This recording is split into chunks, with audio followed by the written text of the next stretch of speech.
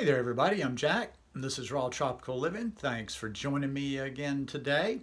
Almost here at the end of the week. It's been a great day so far. I got up really early this morning. We had some fall-like temperatures. It was about, I don't know, 60 degrees Fahrenheit. Maybe, what's that, about 17, 18 degrees Celsius. And yeah, I went down to the park. That's what I do most mornings. You guys should follow me on Instagram. I share a lot of my mornings. Like almost every morning when I go out, I share the flowers and the squirrels and just tuning into, that's kind of my sanctuary down there.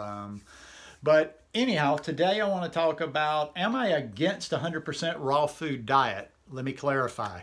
Guys, I do videos every day, so if you're not already subscribed, go down there and hit that subscribe button now. And just to make sure, be sure you click on the little bell and check send notifications so you'll stay subscribed. I did a video last week, and I've done a few where I'm always talking about 100% raw food diet.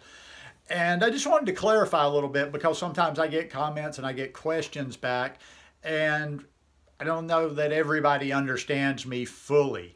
When I talk about that kind of stuff, I'm not throwing doing 100% raw food diet under the bus. I'm not dissing it at all. I'm not dissing people that do 100% raw food diet. My problem is with the mentality of that just being the driving force, or that being an obsession or whatever. Because any behavior, a lot of behavior in and of itself is not necessarily bad. It's just like, you know, if we're just absolutely obsessed with it. And what I always like to stress is that let's be more concerned with our health first. And let's not put too much pressure on ourselves, because some people are in places where it is not that easy to do a 100% raw food diet. Sometimes they're in places where it's not that easy to do a high raw food diet, and they're trying to do the best they can. But for clarification, I never feel like that next level, that zing, that just walking on air like I do when I'm eating the cleanest of the clean, when I am eating 100% raw food diet. And I'll even take that another notch. So that's why I'm saying it's not necessarily 100% about the cooked, but that's just one part of it. When I'm eating 100% raw food diet, yes, I step it up a notch. When I'm eating 100% raw food diet and I'm keeping my fat really low, ooh, I'm zinging. When I'm doing 100% raw food diet, keeping my fat very low, and I have access to a lot of high water content fruits, I see God. I mean, I literally start to almost go out of my mind sometime. I get so, you know, if I get out on a 3, 4, 5, 6 week period of doing 100% raw, very, very clean. Hell, I've done it before with no overt fat in there for, say, 4, 5, 6 weeks. And it's magical. It is a next level. It's very healing. You can just feel it. You can feel it in your body. So I don't want, you know, like I say, and this is just me clarifying. This isn't saying, okay, now wait a minute, you need to do this, you need to do that, but you don't need to do this. This is just me, like I say, clearing up, you know, how I do this and what my opinions and my feelings are on the subject. Because I know myself. I don't give a shit what anybody else says. I don't care what other people's opinions are about it. Why? Because I know how I feel when I do certain things. I'm not going to listen to how somebody tells me they feel when they eat this, that, and the other. I want to know how my body reacts when I eat this, that, and the other.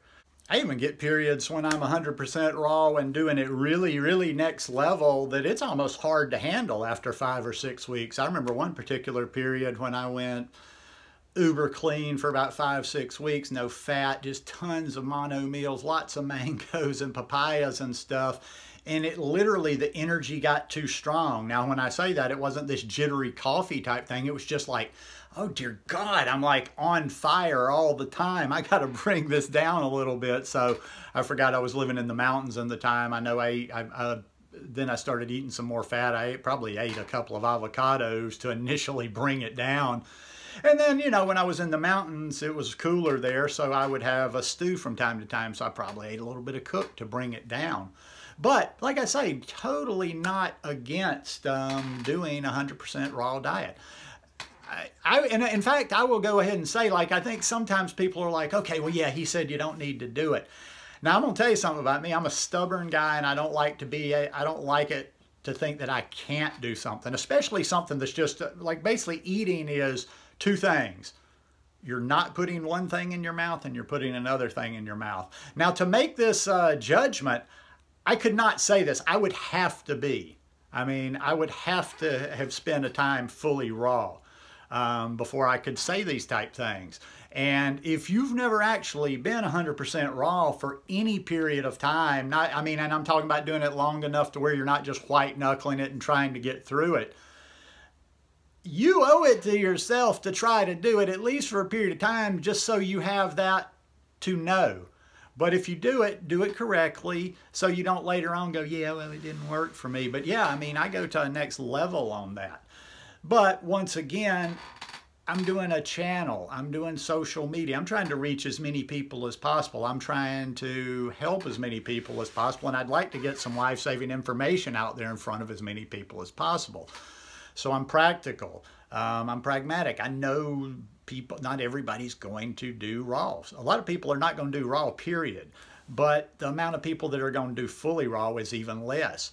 If you've never been fully raw, you just don't quite grasp the whole concept.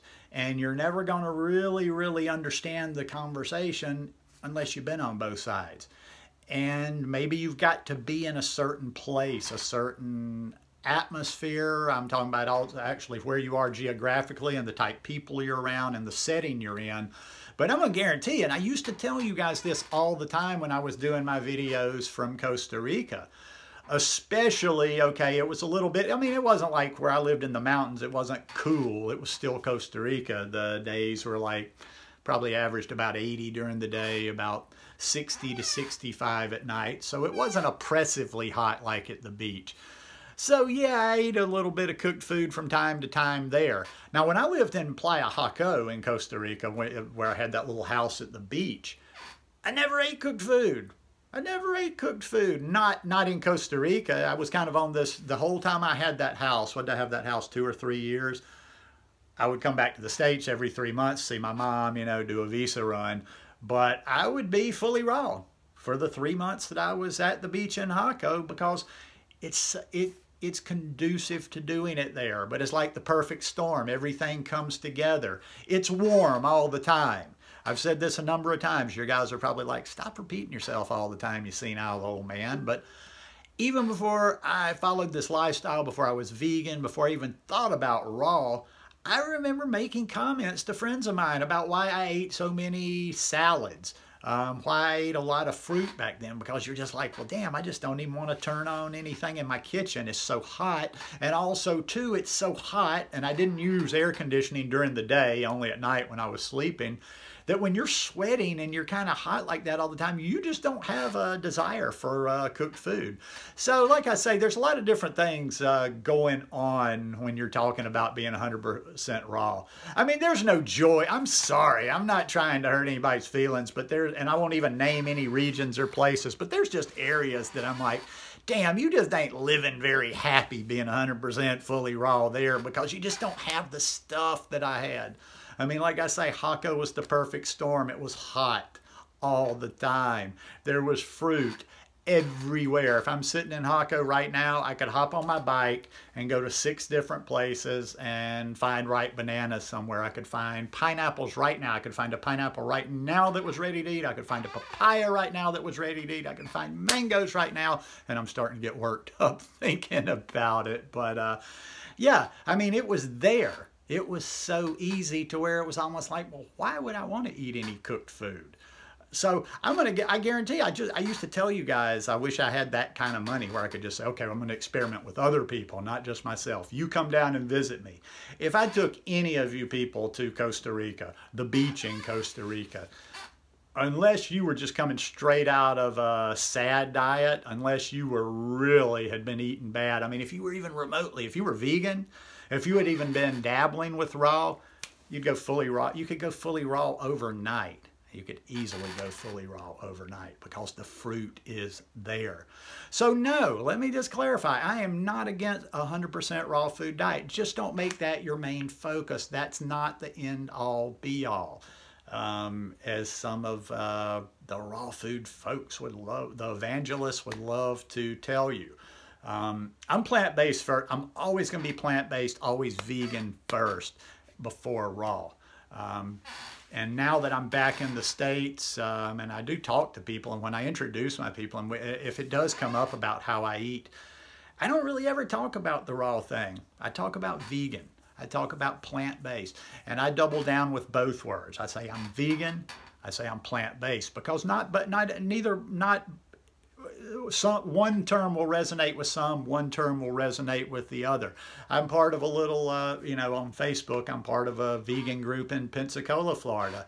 They're more on the ethical side of things. It's nothing about raw. It's not all that much healthy food in there, but I love these people because there's some passionate vegans in there. And I've been to some gatherings with them, and I actually went to Veg Fest last year, and I was really impressed with the vegans in that area. So I love my vegans in this area, even though I don't know them personally very well. So yeah, when I'm talking about this lifestyle, I'm talking about plant-based. I'm talking about vegan because I know where I am. I know what people are going to listen to. I know what people are more likely to try out. So for me, get me back to Costa Rica tomorrow. Get me back in the warmer part of Costa Rica tomorrow. And the cooked food will most likely completely go out the door. It would become probably a once every 3 or 4 months thing because there's just too much good stuff down there. Too much good stuff. I mean, even my dinners, I ate a lot of ice cream for dinner up here. Down there, I had so many mangoes. I mean, you used to see my mango stash. If you haven't, go back on my channel and watch some of my videos from year and a half ago, 2 years ago, 3 years ago, and see what my fruit stashes looked like then, man. I had mangoes. I could make salad dressings every night. One time I had that mango red pepper salad dressing almost every night for a month. I think I had it like 26 nights out of the month, some variation of it. So you do what you do, where you are, with what you've got, under your circumstances. And as I talked about in that video last weekend, always eat with joy. Always eat with joy. That's very important. So anyhow, hope you guys enjoyed this one today. If you like it, please give me a thumbs up, and we'll see you tomorrow. Peace.